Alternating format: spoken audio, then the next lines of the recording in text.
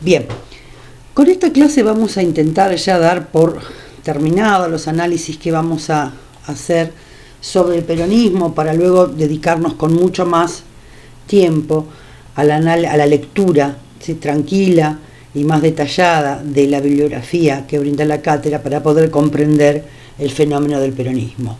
En esta entrega la intención es hacer una síntesis que intente englobar los sentidos que tuvo el peronismo en la Argentina, y siempre recordando que lo que no se puede hacer con el peronismo es obviarlo, negarlo, desconocerlo, porque todos los autores coinciden en que fue el fenómeno político más importante de la segunda mitad del siglo XX en la Argentina. Así comenzamos nosotros nuestro desarrollo y lo volvemos a retomar, y que fue uno de los casos paradigmáticos de los nacionalismos populistas en América Latina. Estas conclusiones que vamos a compartir ahora están en relación a la producción de Somoza Rodríguez, un historiador argentino, historiador de historia de educación, con la cual tenemos bastantes coincidencias, en el sentido que permite ver muchos aspectos de la política, ¿sí?, esgrimida por el peronismo y llevada adelante con sus aspectos positivos, de integración, de reconocimiento, de apertura, de redistribución y de justicia, junto con otros aspectos que no se pueden desconocer ni negar, que van a estar más ligados a un cierto autoritarismo, control y pensamiento casi único. Entonces, estas conclusiones, luego de haber desarrollado y abierto todo el panorama que compartimos de peronismo, vamos ahora a tratar de llegar a algunas conclusiones que, como ya les dije, las compartimos con Somoza Rodríguez, que ustedes tienen el texto para poder leerlo en profundidad. En relación a los nacionalismos populistas en América Latina, también rescatamos interesantes de este autor que nos ayuda a entender cuáles son las características típicas de los populismos, a qué se llama populismo y cuándo se entiende que es tal un régimen o un movimiento o las acciones políticas llevadas adelante. ¿Qué se requiere para qué características cumple el peronismo que lo ubican claramente dentro de los populismos? Fundamentalmente, en primer lugar, la presencia de un líder carismático, un estilo discursivo que interpela a los actores en términos de pueblo y antipueblo, políticas ligadas a la redistribución del ingreso a favor de los asalariados y de los sectores subalternos, que generalmente no habían sido tenidos en cuenta ni considerados en todos los proyectos políticos anteriores. Otra característica que hace al populismo es la ampliación de la sociedad política a sectores sociales antes excluidos de ella. Y es acá cuando nosotros reconocemos la incorporación de un sujeto destinatario de políticas y considerado como primer interesado en ser, ¿sí?, partícipe en la vida política, que es el obrero, como nuevo actor político en esta ampliación de la sociedad civil y de la sociedad política. Y a la vez, la constante crítica a los regímenes oligárquicos, por un lado, y a las democracias liberales, por el otro. Estas características ya las hemos ido mencionando, ¿no? Las retomamos ahora para poder nosotros llegar a algunas conclusiones, ¿sí?, retomar elementos que nos puedan dar fundamentos a una conclusión del peronismo. ¿Cuáles las características típicas, ¿sí?, del peronismo y de los nacional y de los populismos, ¿sí?, en América Latina, como lo fue el peronismo?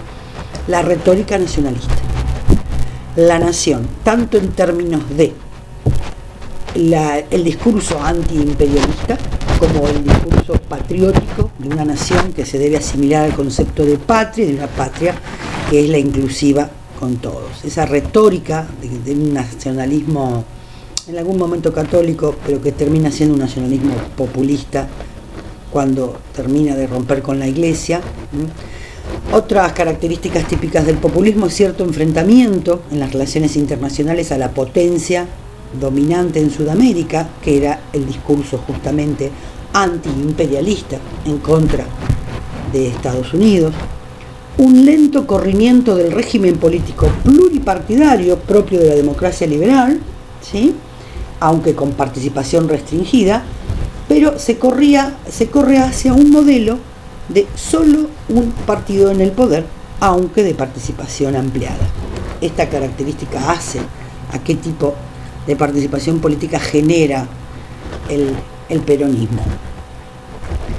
En relación, ¿sí?, a la dimensión educativa que analizamos nosotros como foco que más nos interesa, es indiscutible la notable expansión de la matrícula escolar que se produjo en los gobiernos peronistas en todos los niveles, destacando sobre todo el nivel medio a través de la enseñanza técnica. Nosotros ya vimos cómo, ¿sí?, luego de la primaria había muchas más opciones, oportunidades e instituciones, tanto pensadas en el ámbito del trabajo como para el trabajo en el ámbito del sistema educativo tradicional, ¿sí?, en el nivel medio.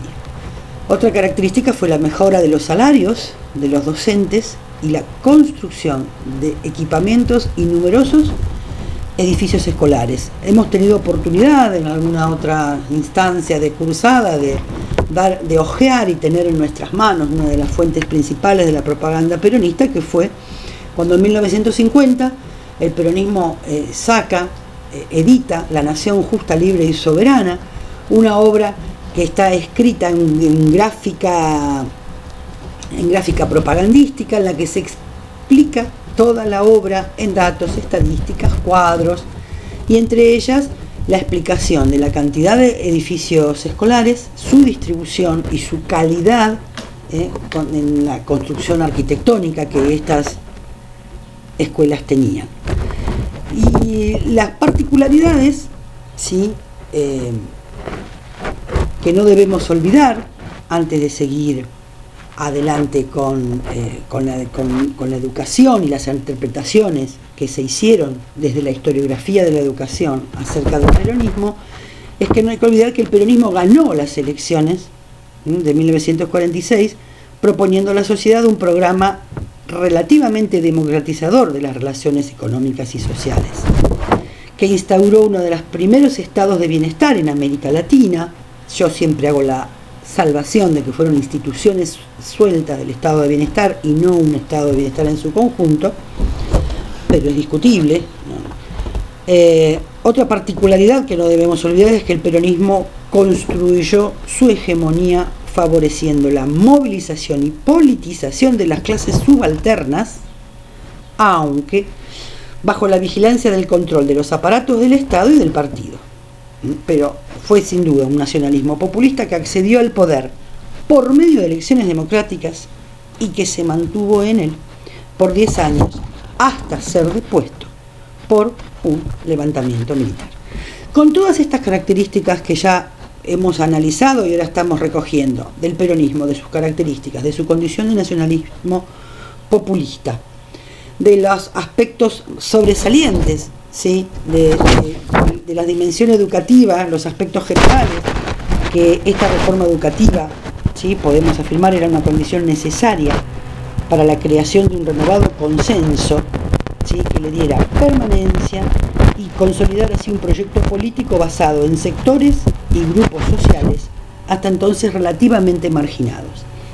Y en esto volvemos a rescatar como sí novedoso, ¿no?, la combinación de estrategias que utilizó el peronismo, ¿sí?, tanto en los espacios de la sociedad civil, en todos, utilizando estrategias educativas, de transmisión, de formación, las conferencias, la unidad básica, la formación de cuadros políticos, las escuelas sindicales, y en el ámbito escolar del sistema educativo formal, estrategias de difusión de su doctrina, de adoctrinamiento, de legitimación.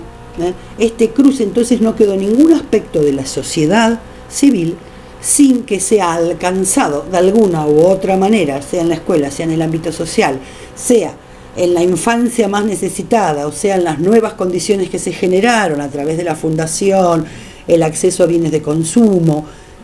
Todo eso, no quedó espacio de la sociedad sin que el peronismo llegara. Y en relación a la educación hay tres grandes líneas que Somoza Rodríguez rescata y que nosotros también nos parece muy serio el trabajo y muy interesante de este historiador argentino, que dice, bueno, sobre la educación y sobre el peronismo, ¿cómo se lo ha abordado? ¿Qué se ha estudiado? ¿A qué conclusiones han llegado? ¿Qué análisis se han hecho? Y rescata tres grandes líneas que nosotros también accedemos y manejamos con la biografía de la cátedra, que tiene que ver, o que ustedes al menos algunos de estos autores los conocen, ¿no? Que tiene que ver con el libro de Mañana es San Perón, de Mariano Plotkin, que es su tesis de doctorado de 1994, del cual hay un capítulo en nuestra bibliografía para que ustedes conozcan la obra y que si alguno la quiere dar en el seminario taller es muy interesante.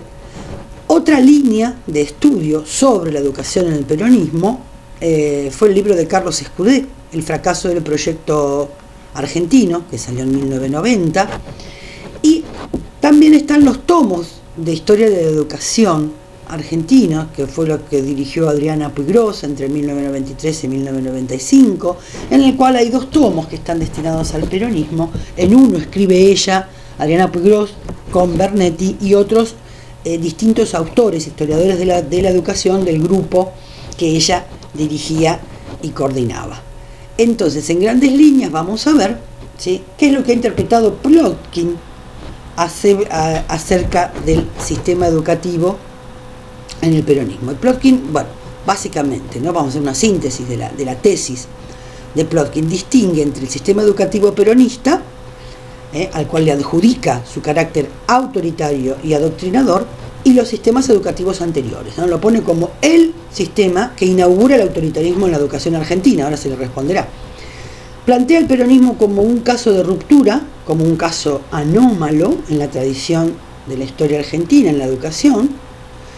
También afirma que el sistema educativo nacional sufrió una distorsión, transformándose en el modelo de los regímenes totalitarios, y que la escuela pública fue convertida en el peronismo en una agencia de manipulación y adoctrinamiento de la juventud. Ahora bien, ¿qué críticas se le hacen o se le pueden hacer? Las hace Somoza Rodríguez también a la postura de Plotkin. Somoza Rodríguez insiste en que Plotkin omite enunciar que tales procesos ya habían comenzado antes. No es totalmente originario de Perón, y que la imposición de contenidos patrióticos, por ejemplo, conservadores y nacionalistas, ya a partir de 1910 se pueden reconocer claramente en los lineamientos de la política educativa argentina. El abandono del laicismo y la reintroducción de la enseñanza católica en las escuelas públicas había sido también propio de otros gobiernos, con el 36, provincia de Buenos Aires y Catamarca, ¿no?, que en esto también a nosotros nos indica cierta línea de continuidad de cómo la Iglesia intentó, ¿sí?, de todas maneras en los gobiernos que le dieron lugar, volver a establecerse como una fuerte educadora. Pero que no fue solamente del peronismo, sino que hay toda una línea conservadora que la Iglesia pelea por tener, por estar presente en la educación. La cesantía de los docentes, la intervención de las universidades, la representación del movimiento estudiantil, también, ¿sí?, no lo inaugura el peronismo, dice Somoza Rodríguez contestándole a Plotkin, sino que ya se había implementado y que podía entenderse como una práctica que utilizaban los gobiernos, ¿sí?, y que luego la vamos a ver repetidas. Los procesos de cambio del peronismo no pueden ser explicados solamente mediante la teoría de la manipulación. Es decir, que es un pueblo a lo cual se lo adoctrina o se lo lleva de las narices, se deja en una posición al pueblo como un sujeto pasivo, engañado o fácil de engañar por un manipulador, que es el líder, que es el sujeto activo, a la cual se le atribuye la racionalidad y la conciencia, lo que se opone versus a la ignorancia, inconsistencia de los grupos, ¿sí?, que pertenecen al pueblo. Entonces, no es posible, no es correcto, dice Somoza Rodríguez, respondiéndole a Plotkin, que es una posición muy simplista,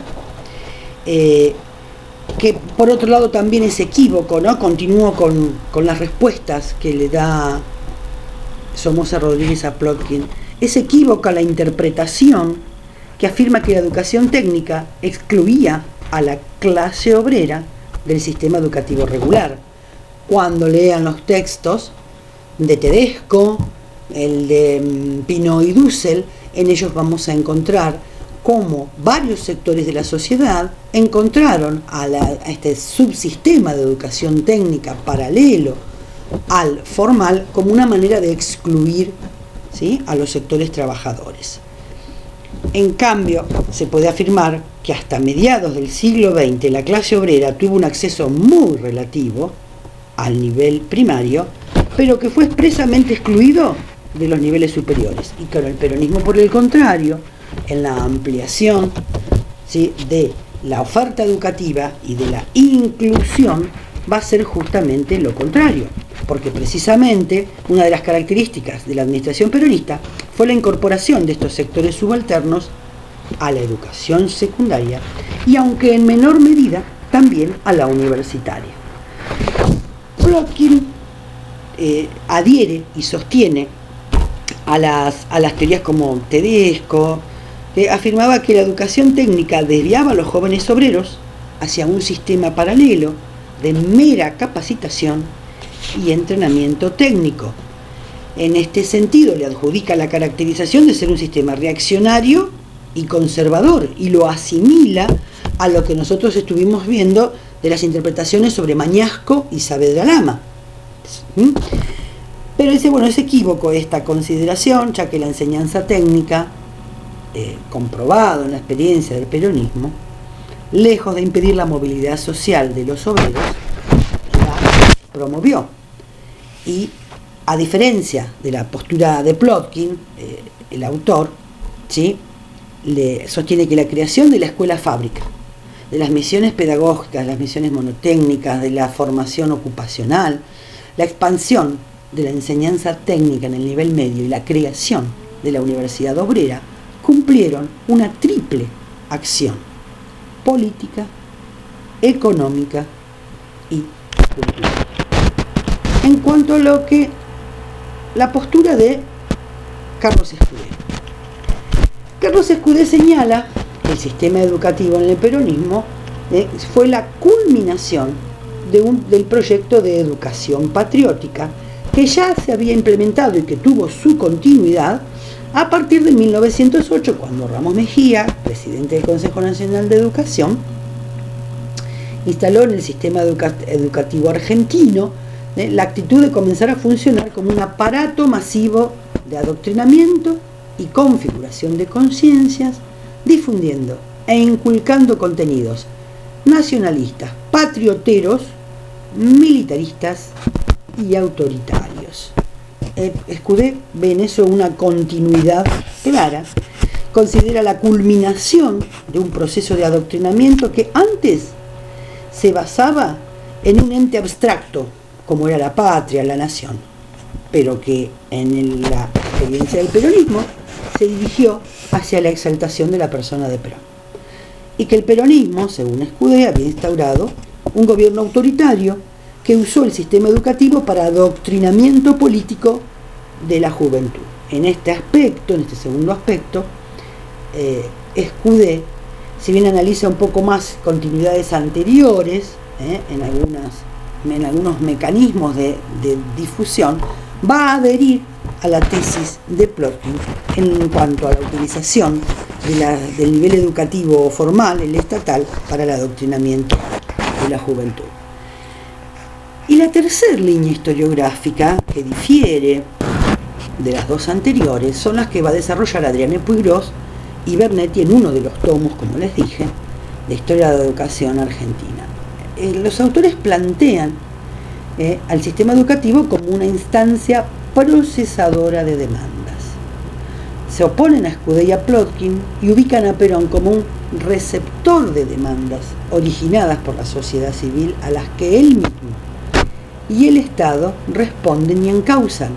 Entonces hacen un giro y ubican al peronismo en un actor secundario y en un actor, porque les da solamente la tarea de procesar las demandas y ubican a la sociedad civil como actor primario, ¿sí?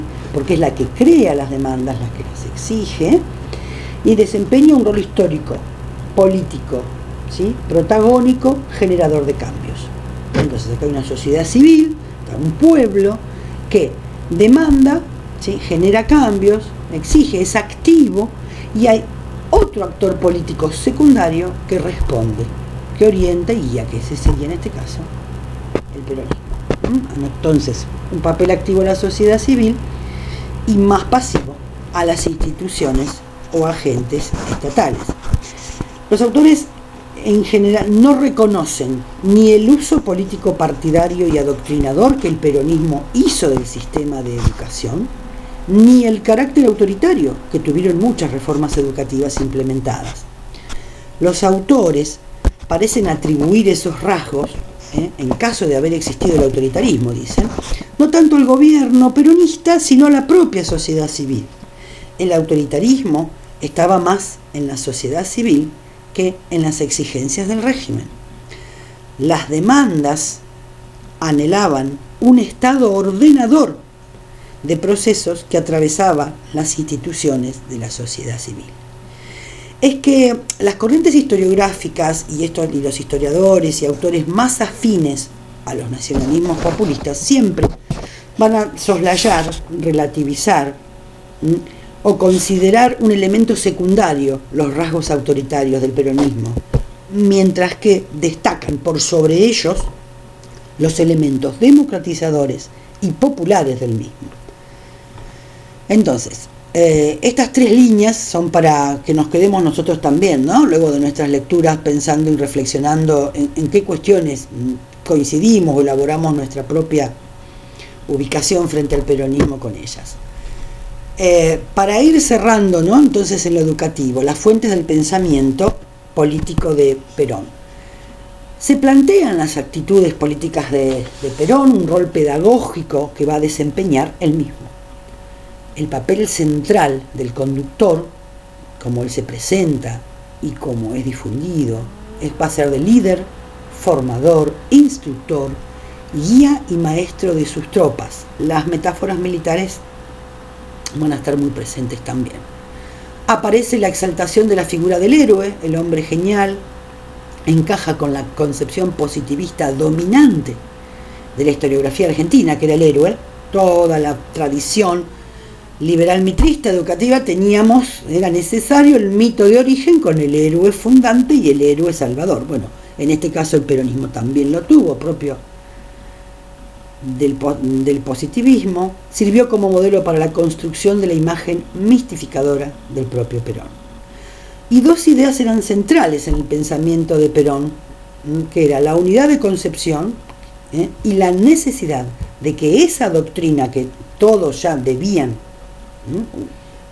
unánimemente aceptar sea asimilada por todos los conducidos. Debía ser una sola y había que difundirla de manera tal que fuera aceptada por todos. La unidad de concepción no era, ¿sí?, en este sentido, una imposición forzada de un sistema de ideas, sino que el comandante, pensaba Perón, debía lograr que los subordinados se interioricen y que la asimilen con una voluntaria aceptación. Esta unidad de concepción militar que tenía Perón se expresaría bajo una doctrina estratégica que luego sería lo que estuvimos estudiando, la doctrina oficial del justicialismo. Entonces Perón le asignaba muchísima importancia a los docentes y al papel de la instrucción y formación, ya que era inseparable esta función de las funciones de un jefe militar o dirigente político. Acá hay una asimilación de estas figuras y tareas: un jefe militar, un dirigente político, un maestro, un profesor, un educador. ¿Por qué? Se los va a necesitar justamente para poder hacer esta difusión y que sean canales de legitimación hasta llegar a la aceptación e incorporación voluntaria, ¿sí?, del ideario. Otro rasgo del pensamiento de Perón, en este sentido, lean la fuente lean la fuente que ofrecemos en la cátedra. Perón habla a los docentes y Perón habla a los intelectuales. En esas está más claro aún que las lecturas que hacen los otros historiadores. Cuando leamos la fuente las encontramos claritos. Si algo tiene el peronismo, que es que tuvo en estos años un discurso muy claro. Cuando Perón le habla a los docentes, les dice claramente cómo los necesita, y a los intelectuales también. Ellos tienen las ideas y tienen el proyecto y necesitan que los otros lo ayuden a difundirlo. En estas ideas del peronismo también va a haber una fuerte importancia dada al patriotismo como un instrumento de intervención política, como una fuerza espiritual que puede ser inculcada, incentivada y administrada por medio de la educación en instituciones de todo carácter. Recuerden las múltiples estrategias. Será también un elemento central del currículum y del ideario peronista. Entonces, Perón, como conductor y maestro que se presentaba, se adjudicaba el papel de ser el primer pedagogo, y sus funciones eran elaborar la doctrina, capacitar a los dirigentes intermedios y educar y formar a la masa. Con la educación, con la doctrina, iban a esta masa a ser transformada en pueblo. Y el pueblo tiene que estar dirigido y ordenado. En el ideario de Perón lo van a leer clarito en las fuentes. El conductor podía transformar a la masa en pueblo, a la muchedumbre en ciudadano. El rol del educador era inseparable del rol del conductor.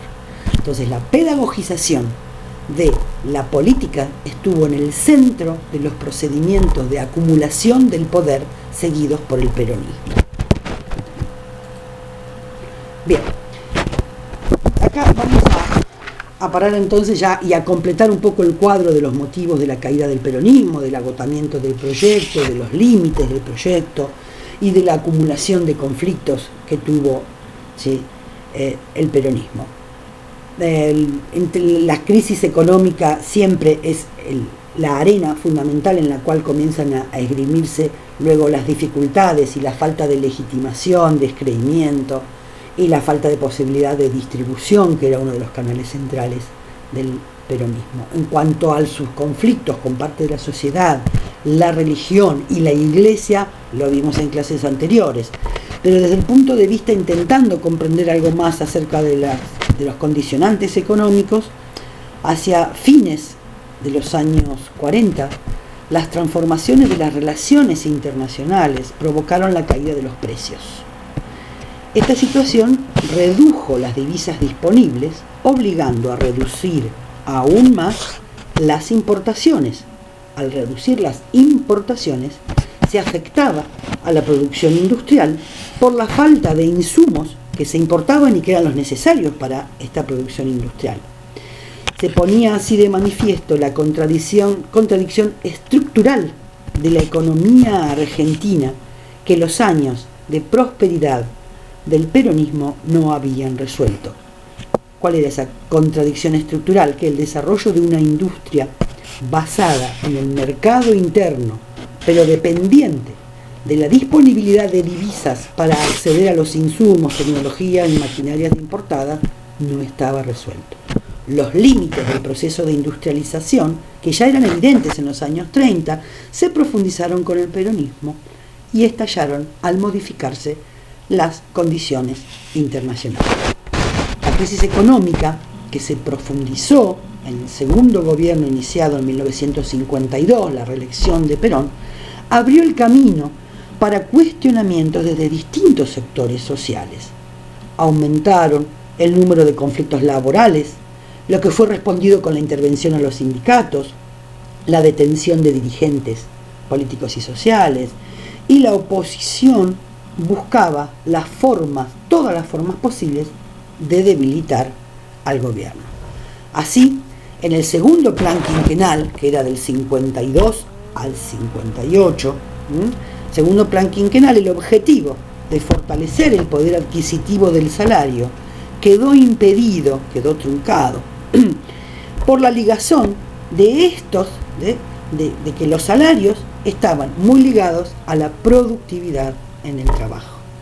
y el objetivo de fortalecer la industria pesada estaba ligado a la apertura de las inversiones externas. Y tanta dependencia con la moneda externa, a partir del predominio del dólar de 1945, también tiene, ¿sí?, cíclicamente su crisis y agotamientos de proyectos.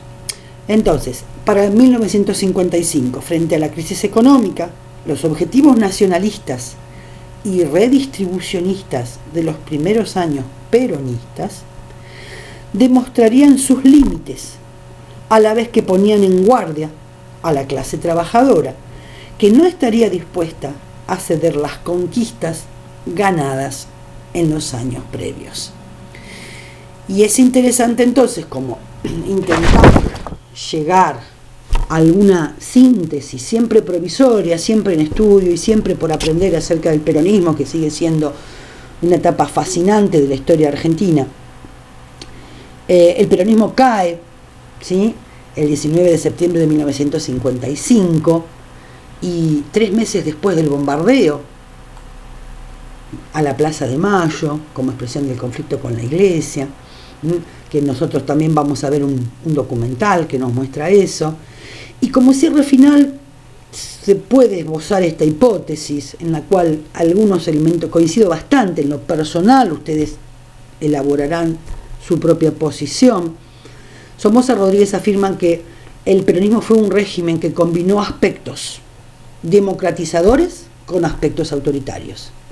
Y fue uno de los regímenes que lo hizo algo más de lo que ya habían hecho otros regímenes de gobiernos en el siglo XIX y XX. Es decir, aspectos democratizadores y autoritarios existieron en todos los regímenes. El peronismo avanzó en más y los combinó de una manera novedosa en algún aspecto. En esta combinación particular derivó en que se ejerció un autoritarismo político a la vez que una democracia social. Esto es lo que le da al peronismo su propia identidad como movimiento y como régimen político, pero sin que sea ello ni excepcional, ni exclusivo, ni insólito. Para después del golpe del 55 vamos a ver unos periodos de dictadura militar, la creación de la Universidad Tecnológica y las puertas bajo el signo de la proscripción del peronismo al desarrollismo.